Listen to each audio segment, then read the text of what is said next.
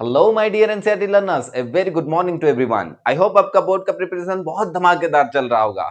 मेरा नाम है हसन और आज हम देखेंगे ऐसे इंपॉर्टेंट हॉट टॉपिक जिसका नाम है हेरिडिटी। देखो, तो बच्चों का डिमांड में मैं एंटायर बायोलॉजी का कंप्लीट प्रीवियस ईयर क्वेश्चन जो कि कंटिन्यूअस पूछा गया है और जो कि आने का पॉसिबिलिटी बहुत ज्यादा है, ये सारी वीडियो को मैं लेके आ गया हूं, जो कि तुम मेरे डिस्क्रिप्शन में जाके देख सकते हो और तुम मेरे चैनल में विजिट करके भी देख सकते हो। ठीक है, तो चलो शुरुआत करते हैं हेरिडिटी से। हेरिडिटी भी एक बहुत ही इंपॉर्टेंट टॉपिक रहा है पिछले कई सालों से, तो इसका एग्जाम में आने का चांसेस भी बहुत ज्यादा हो जाता है। ठीक है, तो चलो शुरुआत करते हैं हेरिडिटी क्या होता है। देखो, पहले हम डेफिनेशन से शुरुआत करते हैं। हेरिडिटी का मतलब the transfer of the genetic character from one generation to another is known as heredity. इसका मतलब क्या है? Genetic character. जेनेटिक मतलब अभी देखो, तो ये रहा ह्यूमन बॉडी में सेल, एक सेल जो सेल की फ्यूचर जनरेशन को बनाने का कैपेबिलिटी है, उस सेल का नाम है, इससे पहले हम क्लास में पढ़े थे सेक्सुअल रिप्रोडक्शन में, जिसमें मैं एंटायर ह्यूमन रिप्रोडक्टिव सिस्टम के बारे में समझा चुका था,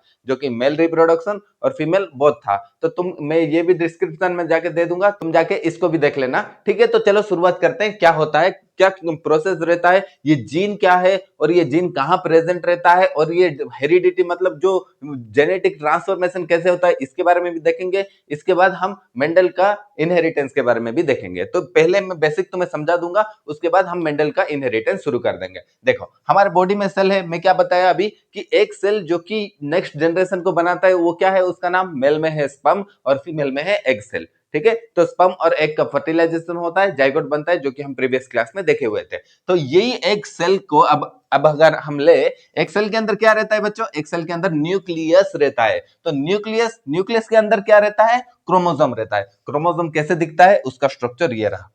ठीक है, तो इसे क्या कहा जाता है, देखो इसीलिए इसे कहा जाता है 23 पेयर। पेयर का मतलब क्या है, देखो ये रहा सिंगल क्रोमोसोम, तो ये क्या हो रहता है, एक क्रोमोसोम उसके साथ अटैच रहता है, सिस्टर क्रोमोसोम बोल के बोला जाता है, बस सिस्टर क्रोमैटिड्स बोल के भी बोला जाता है इसे। तो इसमें क्या होता है, 23 पेयर ऑफ क्रोमोसोम रहता है। ऐसे पेयर होके 23 पेयर ऑफ क्रोमोसोम मिलके क्या बनाते हैं, न्यूक्लियस बनाते हैं। तो हम ऊपर से नीचे सीक्वेंस में जा रहे थे कि एक्चुअल जीन कहां प्रेजेंट रहता है। जीन एक्चुअल शुरुआत हुआ सेल से, सेल के अंदर न्यूक्लियस है, न्यूक्लियस के अंदर क्रोमोसोम है जो कि 23 पेयर रहता है। ह्यूमन बॉडी में 23 पेयर रहता है, फादर से और मदर का 23 पेयर कंबाइन हुआ, तो यहां से जेनेटिक इंफॉर्मेशन कितना जाएगा, 23 जाएगा, फिर 23 पेयर बना देगा, जो कि हम लास्ट क्लास में देखे हुए थे। आज हम वो भी देखेंगे कि सेक्स डिटर्मिनेशन कैसे होता है और नेक्स्ट जनरेशन में मेल होगा या फीमेल होगा वो भी कैसे पता चलता है। ये सारी चीजों के बारे में आज हम देखेंगे आगे चल के वीडियो में। ठीक है, तो क्रोमोसोम 23 पेयर ऑफ है, पेयर का मतलब तुम समझ में आ गया, इसको एक पेयर बोलते हैं। तो क्रोमोसोम किसको लेके बने रहता है, क्रोमोसोम कंटिन्यूअस सीक्वेंस होके, अभी देखो ये एक कंटिन्यू हेलिक्स में किसका बना दिया, डीएनए को मैं ऐसे ऐसे करके अगर राउंड कर दूंगा, ऐसे ऐसे करके अगर राउंड कर दूंगा, तो यही क्या बना देगा, यही क्रोमोसोम बना देगा। तो ये डीएनए ऐसे जो 8 स्ट्रक्चर रहता है, वही 8 स्ट्रक्चर को ही क्रोमोसोम बोला जाता है। तो डीएनए का जो हेलिकल स्ट्रक्चर रहता है ऐसे ऐसे करके 8 का, वो स्ट्रक्चर को क्या बोला जाता है, क्रोमोसोम बोला जाता है। तो वो क्रोमोसोम अगर हम एक छोटा सा क्रॉस सेक्शन निकाल के देखें तो इसमें क्या पता चलता है, यही रहता है डीएनए।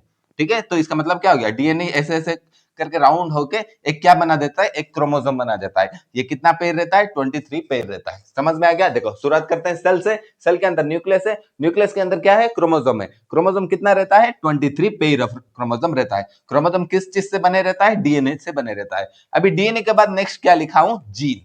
तो जीन क्या है, देखो तो ये जो डीएनए, ये जो सीक्वेंस बना है, ये सीक्वेंस जो हमारा हाइट को रेस्पॉन्सिबल करता है, हमारा आई का कलर को रेस्पॉन्सिबल करता है, हमारा बॉडी का कलर, हमारा स्किन का कलर कैसे रहेगा, ये सारी चीजों को ये जीन ही रेस्पॉन्सिबल होता है। तो ये कैसे करता है जीन, देखो यहाँ पर ये जो डबल स्ट्रैंड है, ये ट्रिपल स्ट्रैंड है। देखो ये डीएनए के बारे में इतना कुछ ज्यादा दिया गया नहीं है एनसीईआरटी में, तो तुम खाली इतना समझ लो कि जीन रहता है ATGC, adenine thiamine guanine cytosine. तो ये डीएनए रहता है, यही सीक्वेंशियल ऑर्डर में रहता है। मतलब समझ जाओ, फॉर एग्जांपल बोल रहा हूं, ऐसे एक्चुअल नहीं रहता। समझ जाओ AATTGGCC, ये कैरेक्टर हाइट को रेस्पॉन्सिबल किया, तो नेक्स्ट जनरेशन में अगर ये कैरेक्टर ट्रांसफर नहीं हुआ तो इसका मतलब क्या हो जाएगा, बच्चा क्या हो जाएगा, वो ना पैदा होगा। समझ में आ गया? तो ये सीक्वेंस अब क्या रहता है, एक्चुअल कॉपी होता है। अभी ये डीएनए है, ये डीएनए डबल स्ट्रैंडेड हेलिक्स बोलते हैं इसे। ये डीएनए खुलेगा, खुलने के बाद जब जो डाइगोट फॉर्मेशन होगा उसमें क्या होगा, बच्चे का न्यू डीएनए आके उसके साथ अटैच होके यहाँ अपना कॉपी पेस्ट करेगा। इसका मतलब क्या है, ये जो 23 पेयर ऑफ क्रोमोसोम आया कहां से, फादर से और मदर से, वो 23 पेयर ऑफ क्रोमोसोम से फादर से आधा क्रोमोसोम को कॉपी करेगा, मदर से आधा क्रोमोसोम को कॉपी करेगा। तो क्रोमोसोम में क्या रहता है, क्रोमोसोम में डीएनए रहता है। डीएनए में एक्चुअली किस चीज को कॉपी करता है, वो जीन को कॉपी करता है। ठीक है, तो जीन क्या रहता है, कंटिन्यूअस सीक्वेंस रहता है, जो कि हमारा हाइट का कैरेक्टर और हमारा अदर अदर कैरेक्टर को भी डिसाइड करता है। तो हमारा चलना, हमारा बात करना, हमारा ईच एंड एवरी कैरेक्टर कौन डिसाइड करता है, ये सारा चीज डिसाइड करता है हमारा जीन। हो गया, इतना क्लियर हो गया। तो दूसरा बात मैं क्या लिखा हूं, देखो यहां पर लिखा गया है म्यूल। अभी ये म्यूल क्या होता है, देखो तुम सुने रहोगे हिंदी में खच्चर बोल के भी बोलते हैं इसे। तो ये क्या रहता है, ये डोंकी, मेल डोंकी और फीमेल हॉर्स का जब फर्टिलाइजेशन करते हैं तो तब जाके म्यूल बनता है। तो ये क्यों किया जाता है ऐसे, एक जानवर का फिर दूसरे अलग जानवर से फर्टिलाइजेशन, देखो ये अक्सर किया जाता है क्योंकि एक अच्छा वेरिएशन हमें देखने को मिले जिसमें कि दोनों का कैरेक्टर हो। तो इसमें क्या लिया गया, मेल का डोंकी को लिया गया और फीमेल का किसको लिया गया, हॉर्स को लिया गया। क्यों, देखो डोंकी अच्छा भार सह सकता है, इसीलिए डोंकी का यूज बहुत इंपॉर्टेंट है, लेकिन डोंकी स्पीड नहीं भाग सकता। तो इसीलिए उसको फीमेल हॉर्स के साथ जब हम क्रॉस ब्रीडिंग कराते हैं तो ये ब्रीडिंग की वजह से एक नया कैरेक्टर जनरेट होता है जिसका नाम है म्यूल। तो म्यूल का काम क्या है, म्यूल का अंदर दोनों का शक्ति आ गया, मतलब क्या आ गया इसमें, डोंकी का भार उठाने का शक्ति भी आ गया और इधर से फीमेल हॉर्स का दौड़ने का शक्ति भी आ गया। तो ये अक्सर एग्रीकल्चर एरिया सब में देखा जाता है कि बहुत ज्यादा पहाड़ी इलाका है तो उसमें तो गाड़ी वगैरह नहीं जाएगा, तो उसमें म्यूल का यूज किया जाता है through various farmers and peasants. उन लोग के द्वारा म्यूल का यूज किया जाता है एक चीज को एक जगह से दूसरी जगह ले जाने के लिए। तो ये सारा चीज को ही हेरिडिटी बोल के बोला जाता है।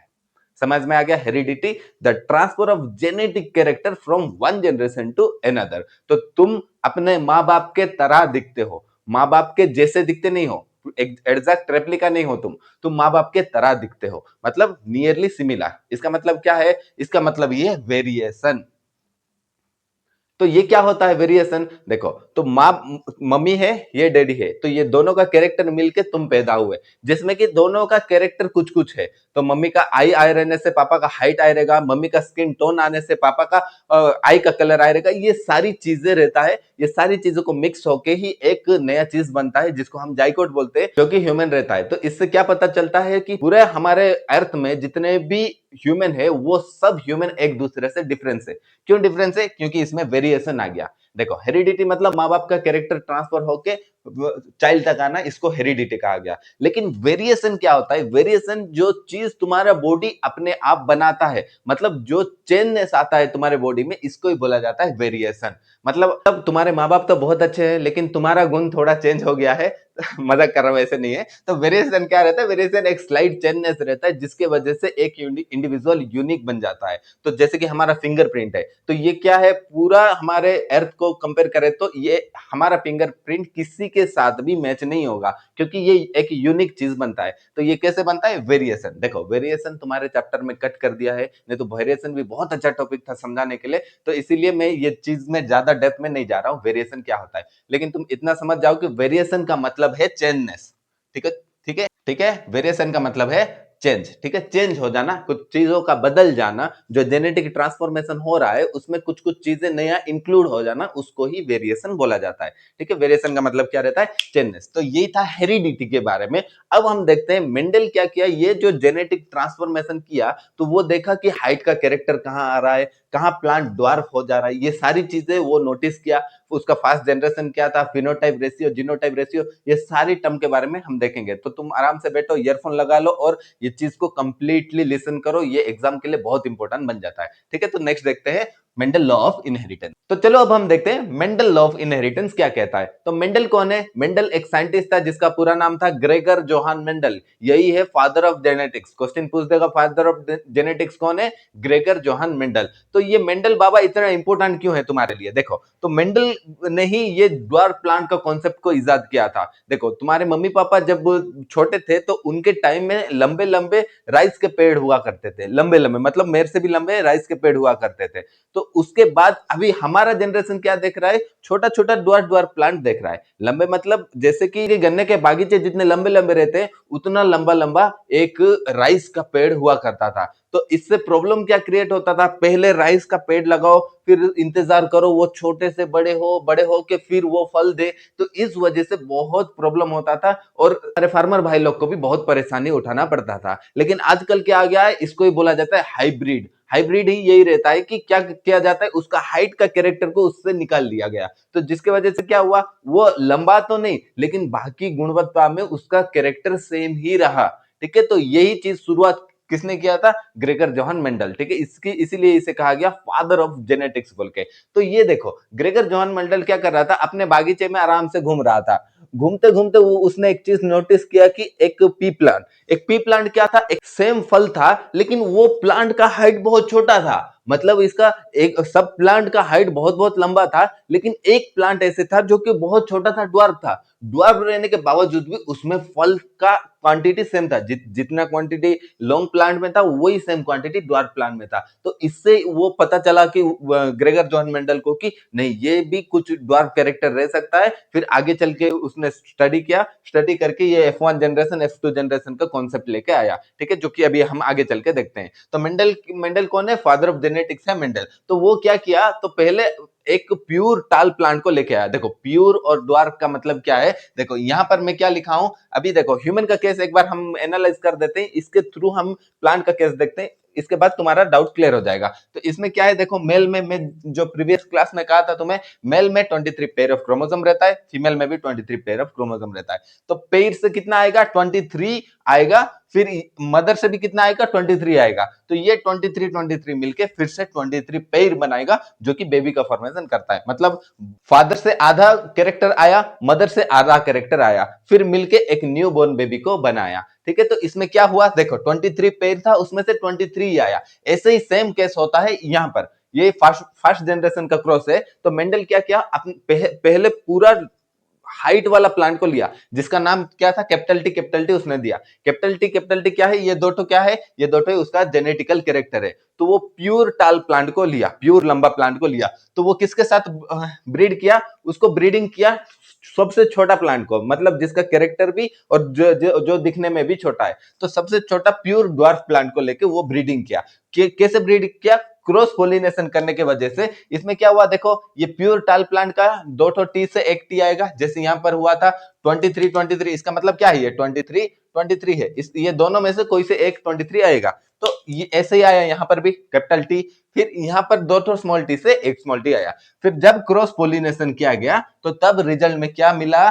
तब रिजल्ट में एक टाल प्लांट मिला। टाल प्लांट तो मिला लेकिन इसमें ड्वार्फ प्लांट का कैरेक्टर छुपा हुआ था, रिसेसिव होके अंदर छुप के रुक गया था।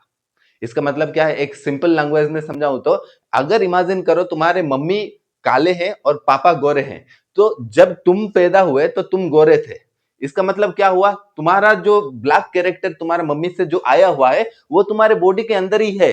अगर तुम्हें ऐसा सेम पार्टनर मिल गया जिसका जेनेटिकल कैरेक्टर ऐसे है, तो पॉसिबिलिटी ज्यादा बन जाता है कि लास्ट में एक तुम्हारा ब्लैक बेबी पैदा होने का। तो ये कलर का एग्जांपल से मैं ले लिया, इसको ज्यादा ज्यादा काला और गोरा का कॉन्सेप्ट में मत ले जाना, ये खाली मैं तुम्हें समझाने के पर्पज से कहा। तो इसमें क्या हुआ? जब क्रॉस ब्रीडिंग किया गया, क्रॉस ब्रीडिंग करने की वजह से टाल प्लांट निकला, लेकिन जब उसका जेनेटिक स्टडी किया गया तो उसके बॉडी के अंदर एक ड्वार्फ कैरेक्टर छुपा हुआ था। ठीक है, समझ में आ गया? तो मेंडल उसका फर्स्ट जनरेशन में क्या मिला? फर्स्ट जनरेशन में एक टाल प्लांट मिला, नॉट प्योर। प्योर टाल प्लांट नहीं था, वो टाल था लेकिन उसके अंदर ड्वार्फ का कैरेक्टर छुपा हुआ था, अपने माँ का कैरेक्टर छुपा हुआ था। ठीक है, तो इसके बाद इसको ही बोला गया। तो डोमिनेंट कौन किया? कैपिटल टी डोमिनेट किया। रिसेसिव मतलब छुप के कौन रुक गया?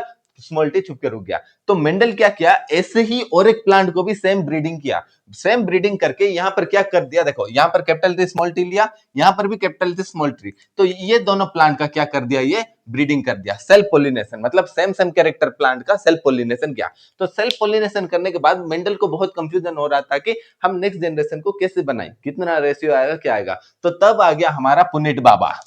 तो पुनीत बाबा कौन था, पुनीत बाबा मेंडल का फ्रेंड था। तो वो सजेस्ट किया कि देख भाई तू एक स्क्वायर बना ले, स्क्वायर बना के अगर तेरा जेनेटिक कैरेक्टर को रख देगा तो इजीली वो एक रेशियो से निकल के आ जाएगा। तो इसीलिए इसको क्या कहा जाता है, पुनीत स्क्वायर बोल के कहा जाता है। तो पुनीत स्क्वायर क्या था, देखो पहले लिया गया एक कैरेक्टर जो कि ये कैरेक्टर है, कैपिटल टी स्मॉल टी को लिया गया, फिर दूसरा कैरेक्टर यहां पर लिया गया कैपिटल टी स्मॉल टी को। तो इसमें जब हम पुनीत स्क्वायर यूज किए तो नेक्स्ट जनरेशन कैसे पता चला हमें, तो कैपिटल टी मिलके ये क्या हुआ, ये हो गया प्योर टाल प्लांट, क्योंकि इसमें दोनों कैरेक्टर हाइट का कैपिटल टी है, मतलब वो प्योर टाल प्लांट होगा। मतलब सेल्फ पोलिनेशन करने की वजह से इन दोनों का, तो पहला प्लांट क्या निकलेगा, प्योर टाल निकलेगा। फिर दूसरा क्या था, दूसरा तो टाल था लेकिन प्योर नहीं था, उसमें ड्वार्फ का कैरेक्टर छुपा हुआ था। फिर तीसरा भी क्या था, टाल था लेकिन उसमें भी कैरेक्टर छुपा हुआ था। और लास्ट का प्लांट में प्योर ड्वार्फ प्लांट बना, जिसके थ्रू हमें पता चला कि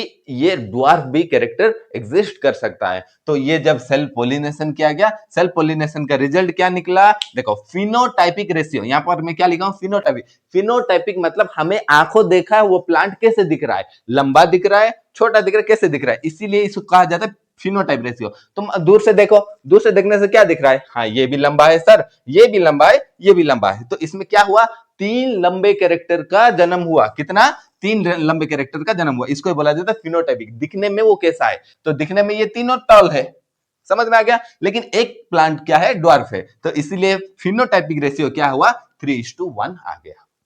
समझ में आ गया इतना। फिर नेक्स्ट जीनोटाइपिक रेशियो, जीनोटाइप मतलब उसका जीनोम, उसका जेनेटिक कैरेक्टर कैसे है। हम जेनेटिक लेवल में स्टडी करने से हमें पता चला कि वो प्लांट क्या था, एक तो प्योर प्लांट था, पहला निकल गया 1, पहला निकल गया 1। दूसरा क्या था, दूसरा 1 टाल तो था लेकिन उसके अंदर ड्वार्फ का कैरेक्टर छुपा हुआ था। तो ऐसा कैरेक्टर कितना निकला, 2 निकला। समझ में आ गया इतना। फिर लास्ट कैरेक्टर क्या था, प्योर ड्वार्फ का कैरेक्टर था, जो कि रेशियो बना जेनोटाइप रेशियो 1:2:1। मतलब जेनेटिकली देखे तो हमें एक पहले प्योर 12 टाल प्लांट मिला, प्योर ड्वार्फ प्लांट मिला, और बीच में ये क्या प्लांट मिला, टाल था लेकिन उसके अंदर ड्वार्फ प्लांट का कैरेक्टर छुपा हुआ था। तो यही था मेंडल का पहला एक्सपेरिमेंट, पी प्लांट। तो अब हम देखते हैं मेंडल का दूसरा एक्सपेरिमेंट कि उसने ये सेकंड एक्सपेरिमेंट में क्या किया था। ठीक है, तो अब हम देखते हैं मेंडल डाइहाइब्रिड क्रॉस होता क्या है। देखो, तो मेंडल पहले एक्सपेरिमेंट किया टाल प्लांट और ड्वार्फ प्लांट को लेके, फिर मेंडल एक्सपेरिमेंट किया राउंड येलो और रिंकल ग्रीन का सीड को लेके। ठीक है, सीड का एक्सपेरिमेंट था। देखो यहाँ पर क्या लिखा है, RR। देखो यहाँ पर मैं टोटल लिख दिया हूं, ये सारी चीजें तुम्हें पता चल जाएगी। यहाँ पर मैं लिख दिया हूं राउंड येलो और रिंकल ग्रीन, ये सारी चीजों का जेनेटिक कैसे रहता है। ठीक है, तो ये हो गया प्योर राउंड जो कि कैपिटल आर है। फिर आ गया प्योर येलो कलर, फिर आ गया प्योर रिंकल कलर, फिर आ गया प्योर ग्रीन कलर। तो कैपिटल आर क्या रिप्रेजेंट किया, राउंड शेप, और स्मॉल आर रिंकल शेप को। फिर कैपिटल वाई क्या रिप्रेजेंट किया, येलो कलर को, और स्मॉल वाई ग्रीन कलर को रिप्रेजेंट किया। तो इसमें क्या हुआ, फर्स्ट जनरेशन का क्रॉस पोलिनेशन जब किया गया तो उसमें क्या देखा गया कि पहले लिया गया कैपिटल वाई, मतलब ये प्योर कैरेक्टर को लिया गया। ठीक है, तो इसका मतलब क्या है, प्योर राउंड येलो कलर का सीड को लिया गया, राउंड भी है और येलो है। ठीक है, ये पूरा राउंड एंड येलो कलर का शेप को लिया गया। ठीक है, इसीलिए कहा गया कैपिटल वाई। फिर क्या लिया गया, यहाँ पर स्मॉल वाई, ये क्या था, रिंकल होके क्या था, ग्रीन कलर था। तो ये दो ठो बीज को लेके फिर एक्सपेरिमेंट किया गया। तो पहला फर्स्ट जनरेशन में क्या निकला, जब हम क्रॉसिंग किए तो इससे क्या निकलेगा, ये दो से, देखो ये दोनों से कैपिटल आर से कैपिटल आर आया, ये दोनों वाई से एक वाई आएगा, ये दोनों आर से एक आर आया, ये दोनों वाई से एक वाई आएगा। तो जब उनका डाइहाइब्रिड क्रॉस किया गया तो फर्स्ट जनरेशन में क्या निकला, राउंड विथ येलो कलर। देखो मैं इससे पहले क्या बताया था, रिंकल और ग्रीन ये कलर रिसेसिव, जो स्मॉल लेटर में है ये रिसेसिव है, ये छुप जाते हैं। ठीक है, तो इसलिए रिप्रेजेंट क्या हुआ, यहाँ राउंड और येलो कलर रिप्रेजेंट हुआ। लेकिन एक्चुअल जेनेटिकल मॉर्फोलॉजी हम देखें तो उसमें रिंकल और ग्रीन कलर भी छुपा हुआ था। समझ में आ गया इतना? तो अब क्या क्या करेगा मेंडल, इसको लेके एक्सपेरिमेंट करेगा, सेल्फ क्रॉसिंग करेगा। देखो तो इसका क्या कितना तो प्रोबेबिलिटी निकलेगा, देखो मैं इसका लिख रहा हूं यहां पर, देखो आई होप तुम्हें ये विजिबल हो रहा है। तो इसका पहला प्रोबेबिलिटी क्या निकलेगा, राउंड के साथ येलो बीज बन सकता है, ठीक है। तो फिर राउंड के साथ ग्रीन बीज भी बन सकता है, ठीक है। फिर रिंकल के साथ येलो भी बन सकता है, फिर रिंकल के साथ ग्रीन भी बन सकता है। तो ये था चारों प्रोबेबिलिटी, ये चारों प्रोबेबिलिटी को लेके ये एक्सपेरिमेंट किया, जिसको कि मेंडल डाइहाइब्रिड क्रॉस बोल के बोला जाता है। तो इस एक्सपेरिमेंट में क्या किया मेंडल, चारों क्रॉस को लिया, सेल्फ पोलिनेशन किया। सेल्फ पोलिनेशन देखो ये बच्चे बहुत कंफ्यूजन होते हैं इसमें, तो ध्यान से देखना क्या किया गया इसमें। तो मैं क्या लिखा, पहले आर आर को लिखोगे, फिर वाई वाई को लिखोगे। तो जो डोमिनेट रहेगा उसको पहले में लिखना है, रिसेसिव कैरेक्टर को उसके बाद में लिखना है। देखो तो यहां पर भी कैपिटल आर, फिर कैपिटल वाई, यहां पर देखो कैपिटल वाई, फिर ये जो स्मॉल वाई है ये यहां पर लिखा गया।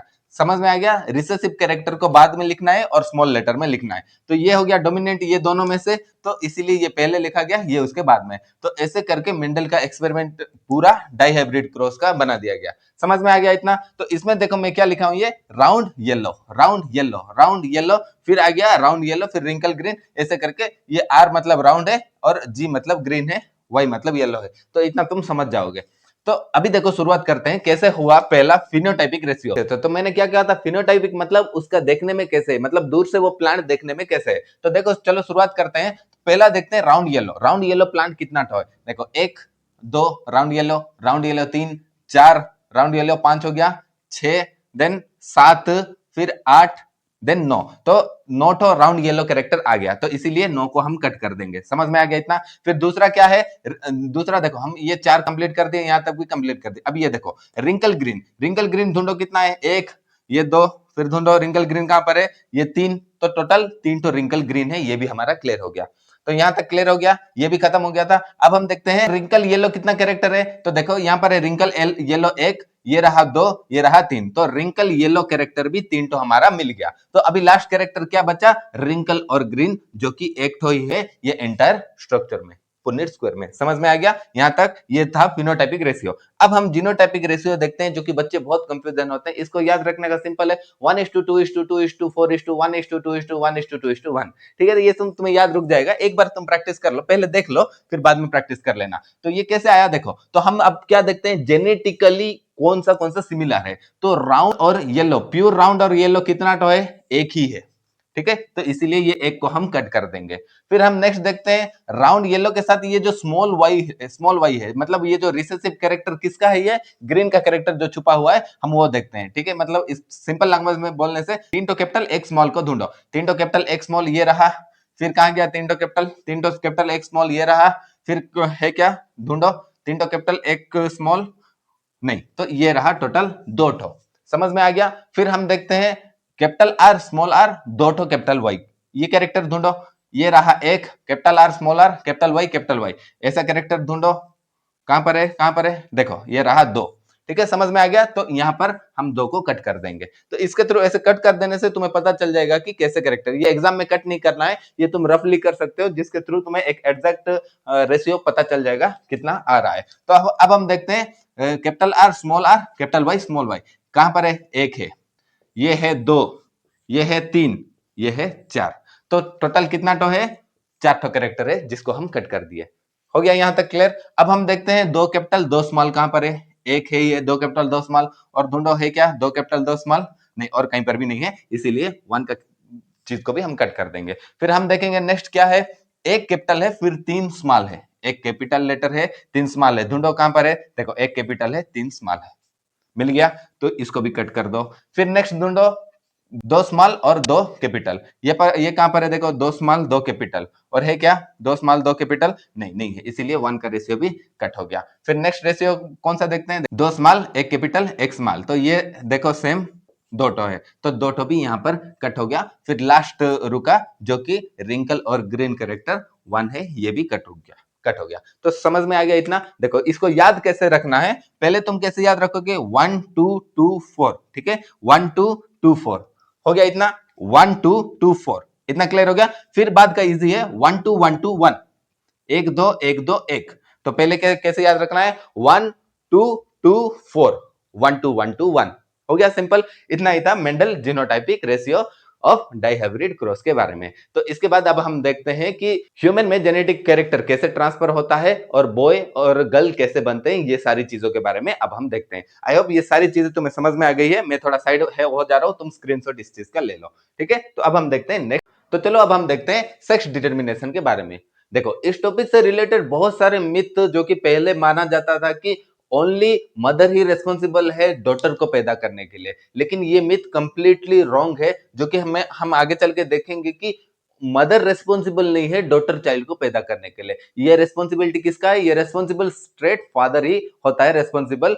इधर वो पैदा होगी या सन पैदा होगा, तो ये सारी चीजें किसके कंट्रोल में है? ओनली फादर के कंट्रोल में। लेकिन पहले बहुत मिथ रहता था कि मदर को ही ब्लेम किया जाता था इस सारी चीजों के बारे में। तो ये चीज भी तुम्हें जानना बहुत जरूरी है। देखो इस वीडियो के बाद तुम्हें क्लियर हो जाएगा कि ऐसा क्यों होता है। देखो ये रहा फादर, ये मदर। तो फादर का जेनेटिकल स्ट्रक्चर में एक्स वाई क्रोमोसोम प्रेजेंट है, ठीक है। मदर में only x x chromosome present है। अगर हम जेनेटिकल ट्रांसफर करें तो इन दोनों में से आने का पॉसिबिलिटी कोई सा भी हो सकता है। मतलब फर्स्ट स्टेप में एक्स भी आ सकता है और वाई भी आ सकता है। इन दोनों में से कोई सा भी आ सकता है। ये कंप्लीटली किसके ऊपर डिपेंड करता है? फादर के ऊपर। तो फादर चाहने से ये चीज नहीं होगा, ये चीज जेनेटिकली है। लेकिन फादर के पास ही वाई क्रोमोसोम रहता है जो कि आगे चल के मेल को पैदा कर सकता है। तो फादर के पास एक्स वाई क्रोमोसोम रहा, मदर के पास एक्स एक्स क्रोमोसोम है। तो इसमें जब जेनेटिकल ट्रांसफर होगा तो सोचो पहला केस में हो गया एक्स क्रोमोसोम ट्रांसफर हो गया ये दोनों में से।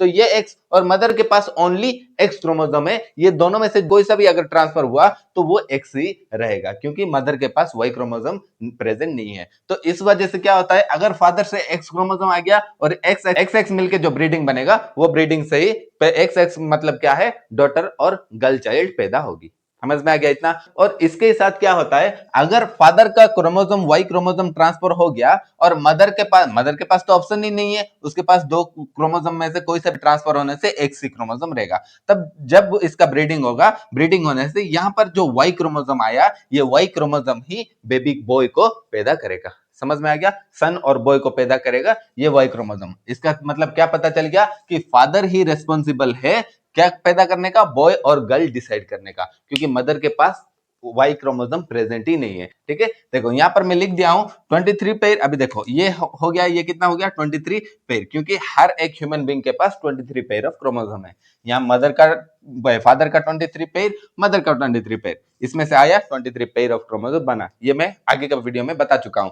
तो इसमें क्या हुआ, जो 23 पेयर है इसमें से 22 पेयर हमारा बॉडी का अदर वर्क करेगा। अदर वर्क जैसे कि आंखें बनाना, जैसे कि हेयर कलर डिसाइड करना, जैसे कि बॉडी का स्ट्रक्चर, आंख का, नाक का, ये सारी चीजों को डिसाइड कौन करता है? ये 22 पेयर ऑफ क्रोमोसोम, जिसको कि हम ऑटोसोम भी बोलते हैं, ठीक है। क्या बोलते हैं? ऑटोसोम बोलते हैं, जो कि 22 पेयर ऑफ क्रोमोसोम रहता है। और बचा जो लास्ट क्रोमोसोम 22 + 1 मिलकर 23 होता है, ये एक क्रोमोसोम ही सेक्स डिटरमाइन करता है, जिस वजह से एक क्रोमोसोम को क्या बोला जाता है? सेक्स क्रोमोसोम बोल के बोला जाता है।